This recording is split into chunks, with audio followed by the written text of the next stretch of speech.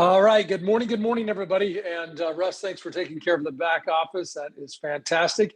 I didn't want to interrupt that song. It's full of energy. I love it. So great selection there. All right, gang. Well, it's Monday morning, and you have joined the weekly coaching call. So glad you are there. Lourdes, I saw you get on. Welcome. And let's see, we've got Jim, Monica, Raul, Stephanie, Jason. Welcome. Good to have you all here. So, hey, gang. Let's talk about the obvious. The market has shifted dramatically. It's been a long while since I've seen a market shift as quickly as the market that we are in shift. And yet, I'm here to tell you, just everybody calm down, slow down for a second. I'm here to tell you that everything is going to be okay. It's interesting to watch how people respond to the same set of circumstances differently. Look, I want you to just keep something in mind.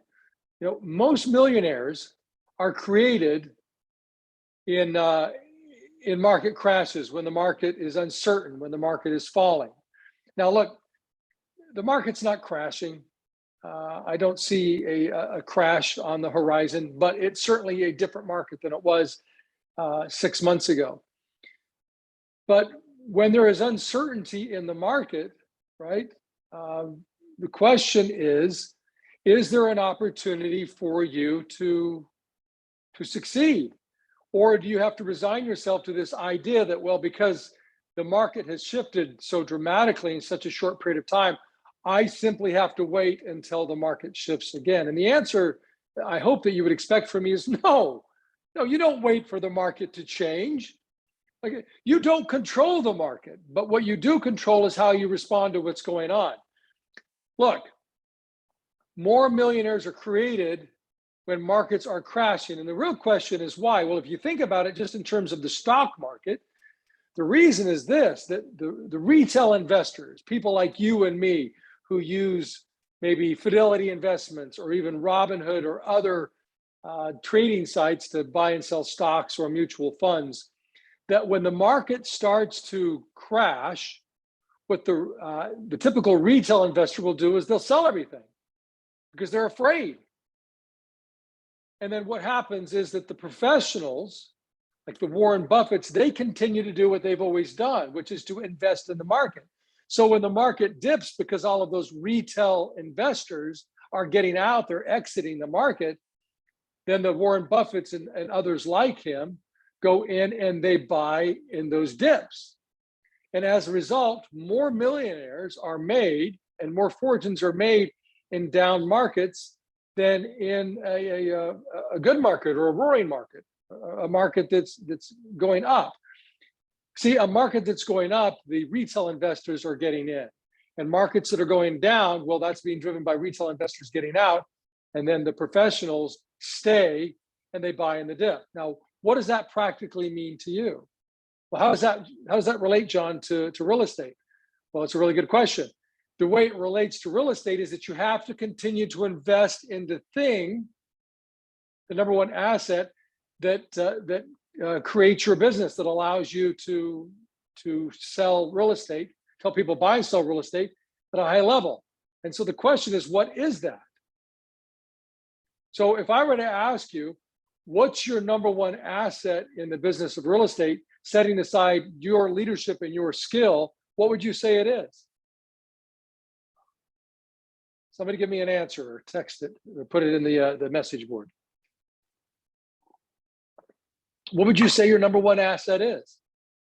What is it that you should be investing in real estate, particularly in this sort of a market? Myself. Okay, I like that. It's not a wrong answer. But I said, if you remember, I said setting aside you and your leadership, what should you be investing in? I think it should be a really obvious answer. So if it's not, I'm glad we're having this conversation.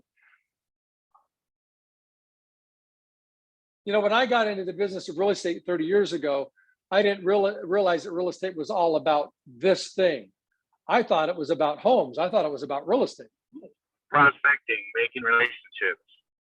Yeah, you said the word. It's relationships. That's it. See, you get to decide practically for you, whether you're going to engage in your business transactionally or if you're going to do it relationally. See, the number one asset in your business, aside from you and your skills and your leadership, is the relationships that you have and that you formulate and that you build. Just want you to think about that. Take a look at any top producer that you're aware of, that you know. I guarantee you the vast majority of business that they do comes from their sphere of influence, the people they have either helped buy or sell real estate in the past, or people they know, their friends, their family members, or people they trust, other professionals, their attorney, their doctor, their dentist. In other words, they're leveraging the relationships. See, gang, more millionaires are created in down markets. And if you want to become a millionaire in this sort of market that we're in, then you have to invest in the relationships and not just look to do another transaction. So there are three principles that I just want to look at quickly with you as we talk about this conversation of how to really exit this market that we're in over the next several years and truly become a millionaire. Because I can tell you, gang, that I did that. You know, my first 4 years in the business, I was broke. Because I didn't know what I was doing. And nobody sat down with me and said, John, you're screwing up. You don't do business this way. And then finally somebody did. And what was interesting is within 6 years, I was a millionaire. So there are three things here just very quickly that I want you to just keep in mind, keep top of mind as we're having this conversation this morning. There are three principles of sales by referral. So if you're going to write anything down, if you're writing, just write the three principles of sales by referral. The first one is this: the people that you're hoping to do business with, they need to know who you are. And I know that seems like a really obvious duh statement, but it's true.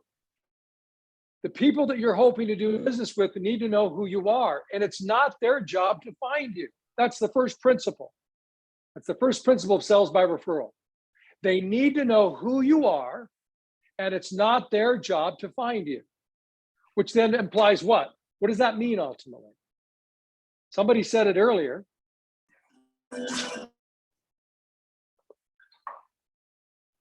Didn't hear you. What was that? Say it again.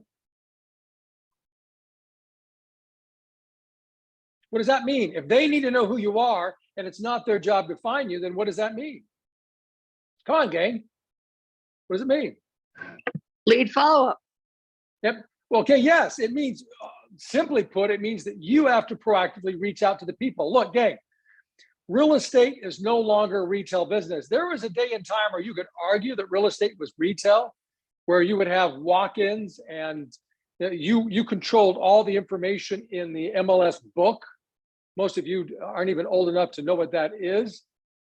But it was a book that agents controlled that had all the data, all the information, all the listings in the marketplace.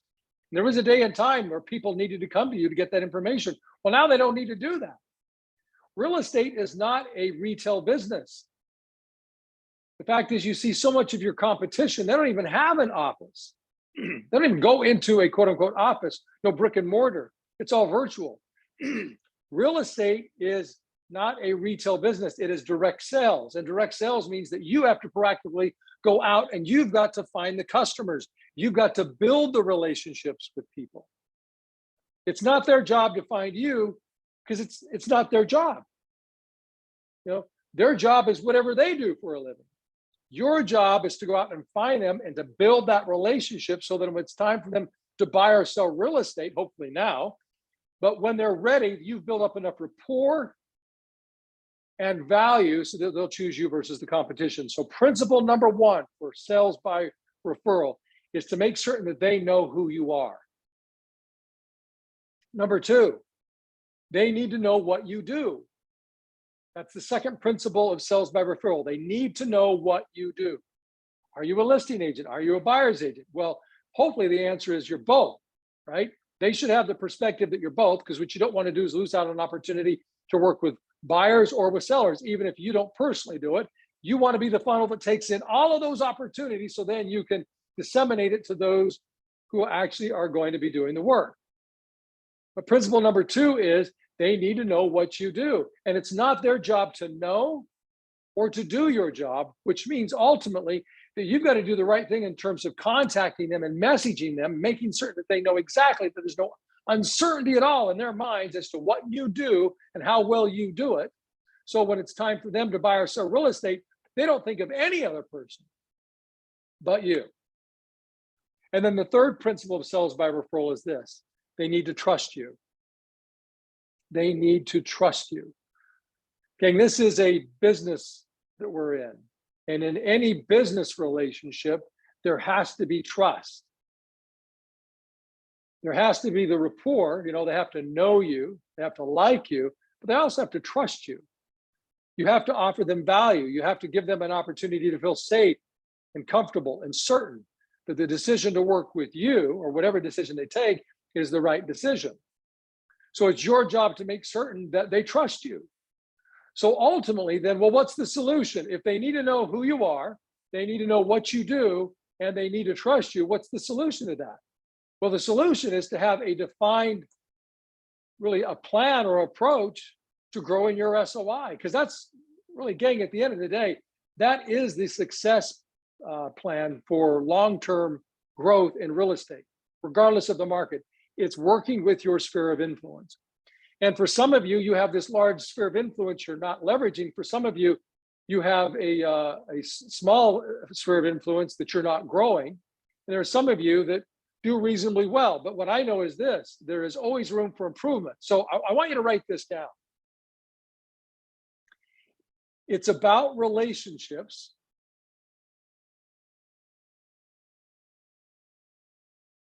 And honoring them and leveraging them.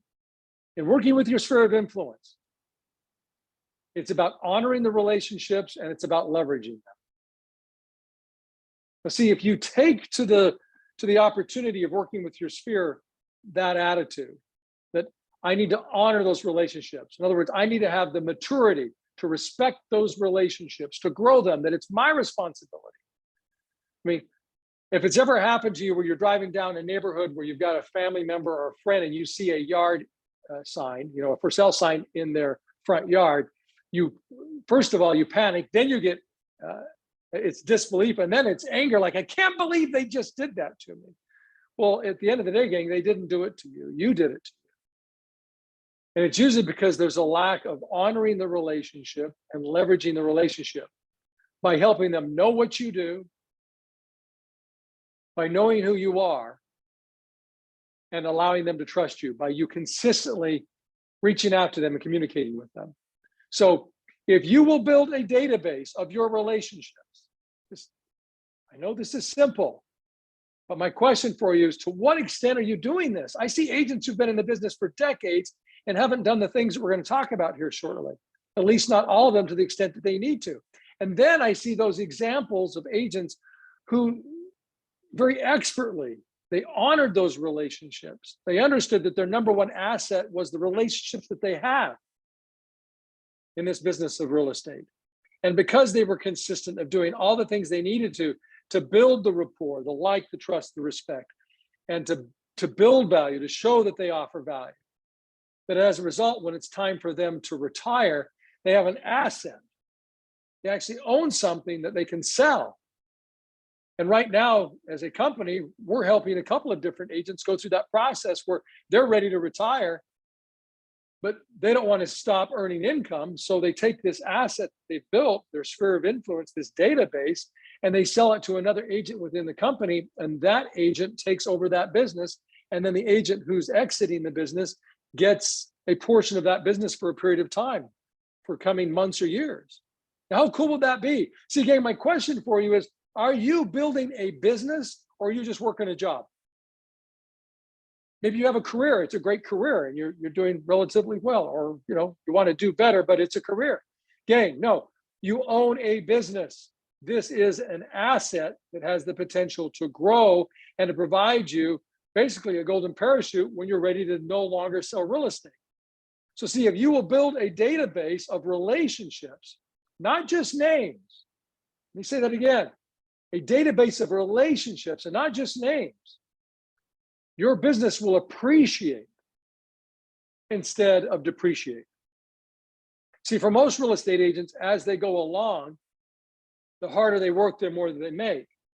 But when they don't respect the relationships, when they don't build their database, when they don't let people know who they are, and they don't let people know what they do, and they don't create that value where people trust them, they're constantly having to knock on the cold doors and make those cold calls.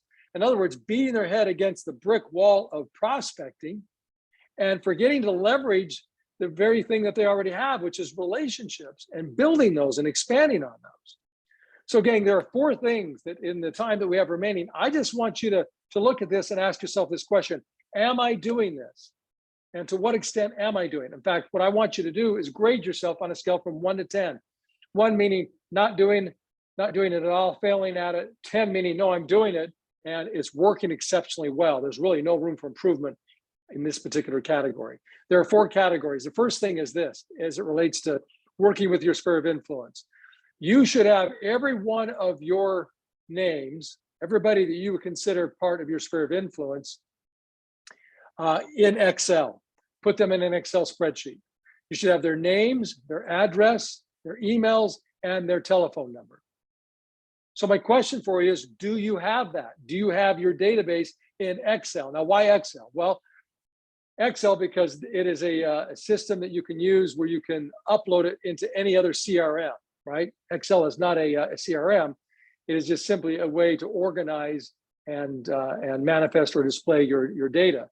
But you can use Excel to organize your information and then import it into a CRM.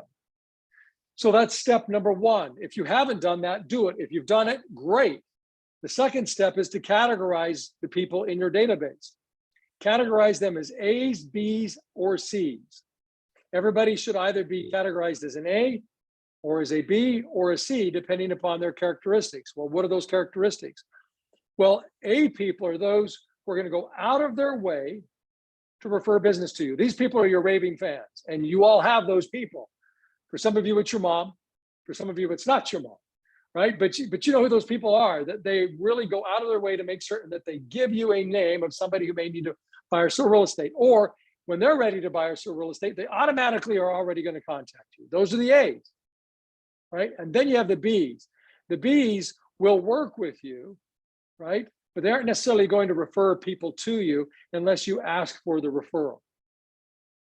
Okay, and then there are the C's. The C's are the people who will potentially work with you, but they're definitely going to interview other agents, and you're going to have to compete for the business. Okay. Now, the idea is that ultimately we want everybody in your database to be A's, but we don't categorize C's as A's if they're not.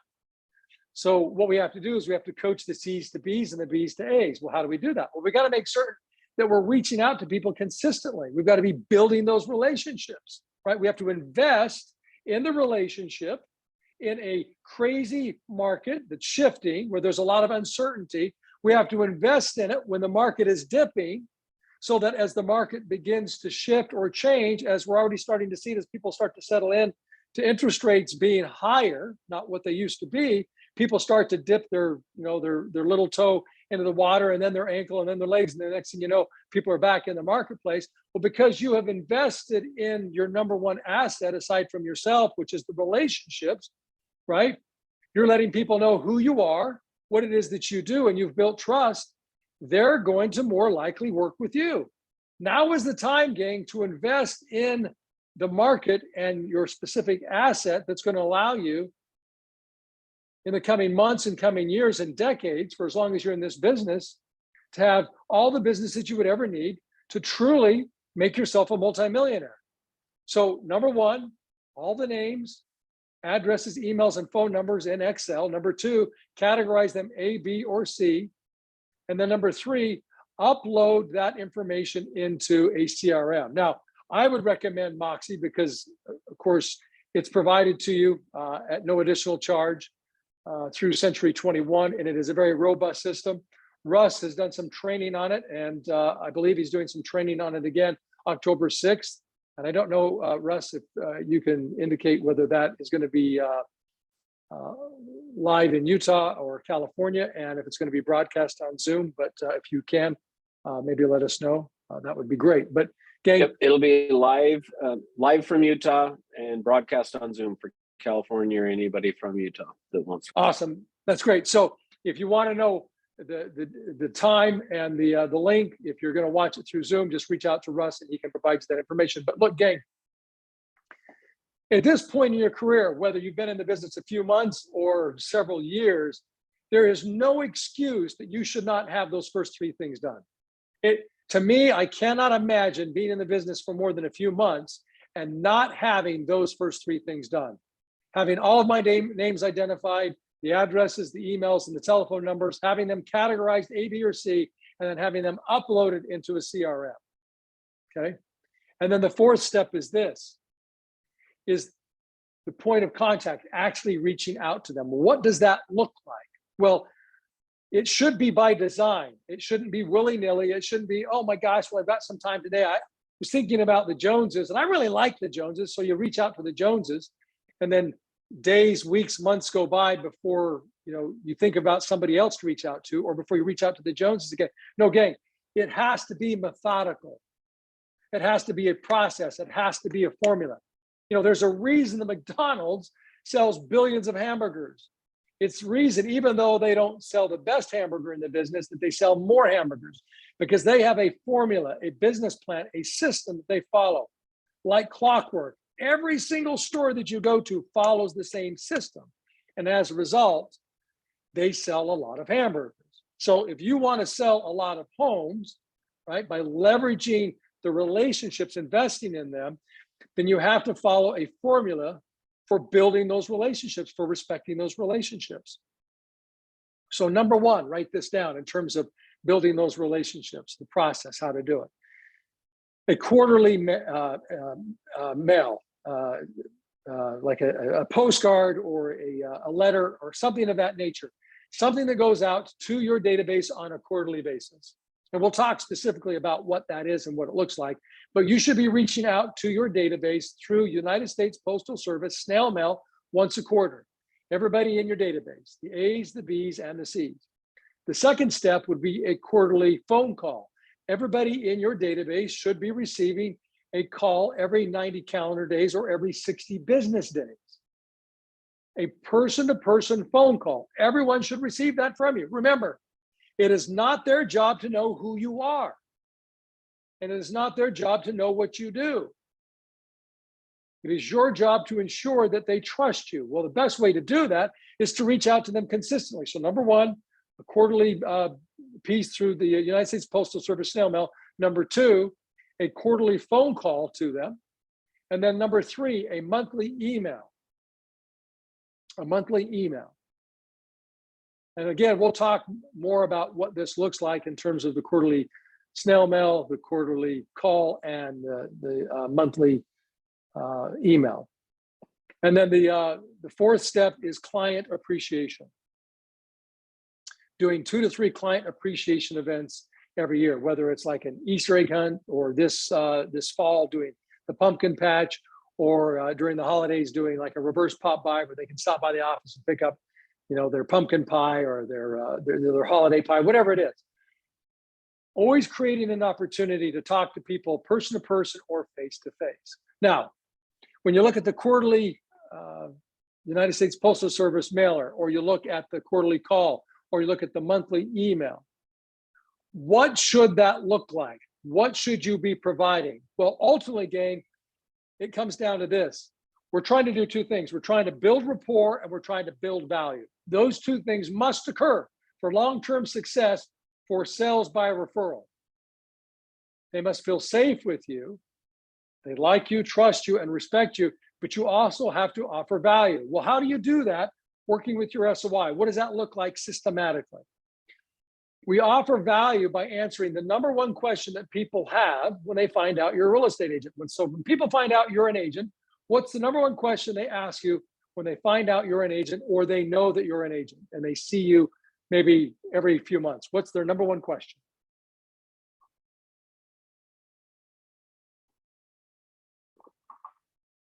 Well, don't all answer at once. You're drowning me out here.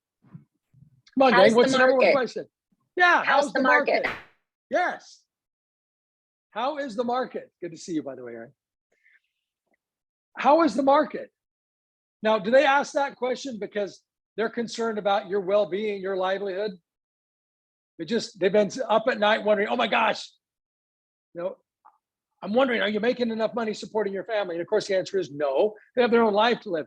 The reason they're asking the question, it's a very self-interested question. They want to know why. Because either they own a home, they want to know, is their home going up in value or down in value?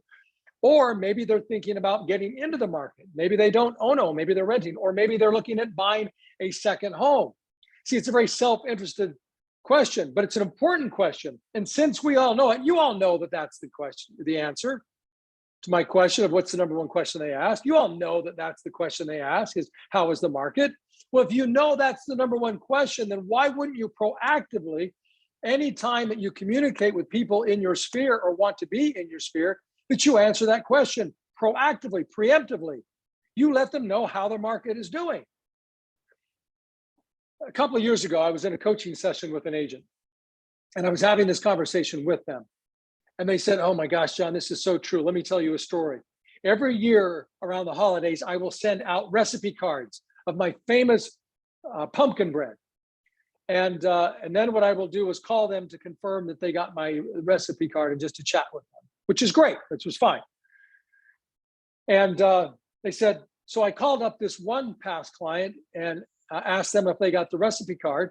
And the client said, no, my gosh, no, I didn't get it this year. I'm so glad you called because I definitely want to make the bread. And the agent said, well, great, well, I'll send it out to you again. And they said, well, let me make certain I give you my address because we've moved. Now, as you might imagine, the agent was absolutely distressed, depressed, and shocked. And the reason that happened is because, see, the client moved, didn't even think to tell the agent, because in the client's mind, the agent wasn't about real estate. The agent was about what? Recipes, about pumpkin bread. Gang, I hope that you're not. I hope you're not sending out recipes. I hope you're not sending out things that aren't relative to answering the question, how is the market? Because at the end of the day, you get to determine how people remember you, how they know you. Remember, it's your job for them to know what it is that you do. See, if you're consistently sending them things that don't relate specifically to answering that question of how is the market, and you're sending them recipe cards and things that don't relate to real estate, they're going to know you by the things that you communicate to them. Does that make sense? Say yes. Okay.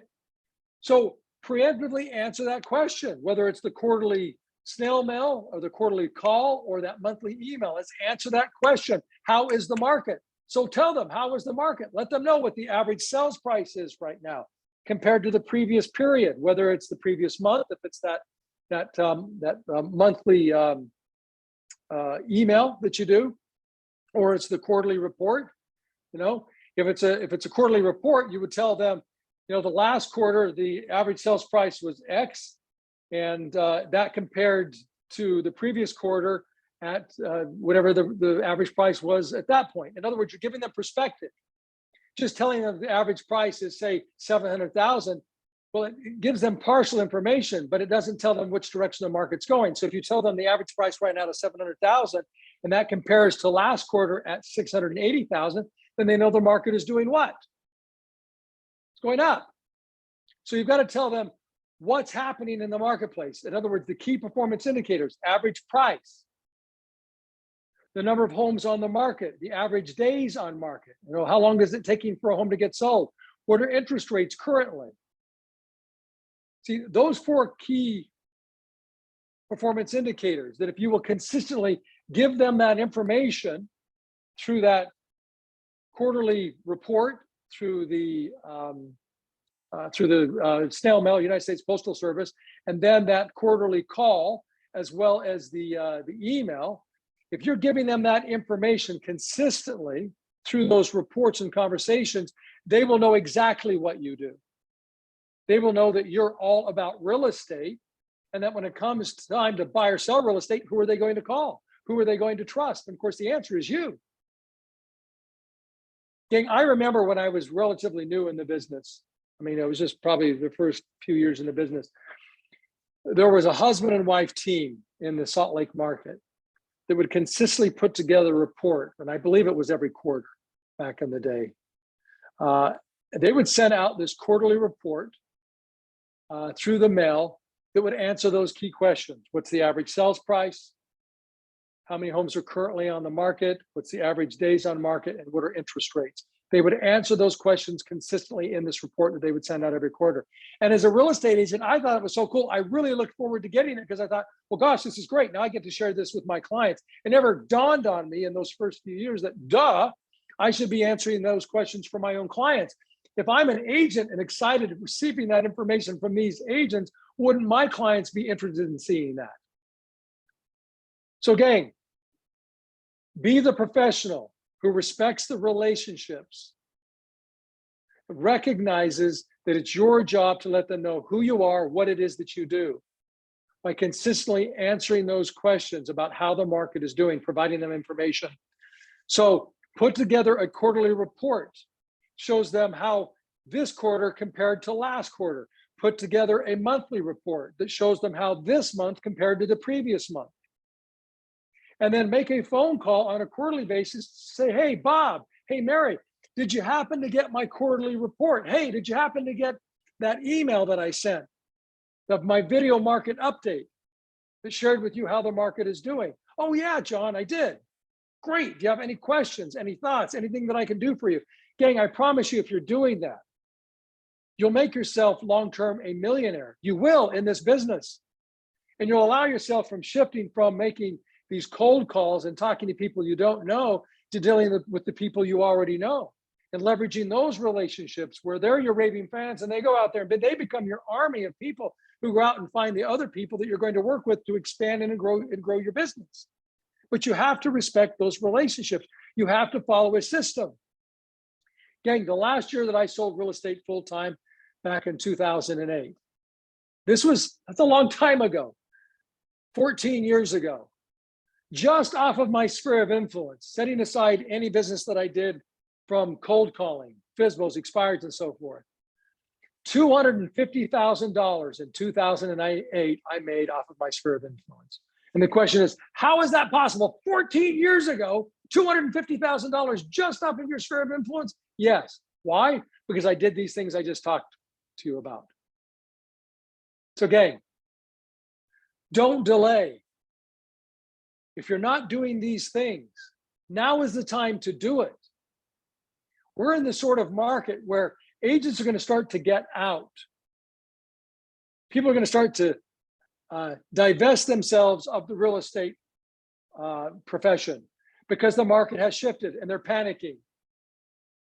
But see, you're not like those retail investors in the stock market. You're the professional. When the market dips, you invest in the asset, which is your clients. You build the relationships. They know who you are. They know what you do. You are the resource. You're the number one resource to answer the question of how is the market? You're their safety. You're their security. You're their certainty in uncertain times that when it's time for them to buy or sell, or they're thinking that they might want to, they're going to come to you because you have all the answers, because you position yourself to be the person who has all the answers. And if you will, I promise you, gang, you will for decades have all the business that you can handle. And then at the end of your career, you will have this asset that you can sell to somebody else so that as you're off in the Bahamas or vacationing in Peru, Lourdes, that you can still receive checks from the business that agents do on transactions from your database that you sold to them. It's all very possible, but the question is, are you going to have the business maturity to put together that system and follow it? Only you can answer that question. So any thoughts, any questions before we conclude the call today?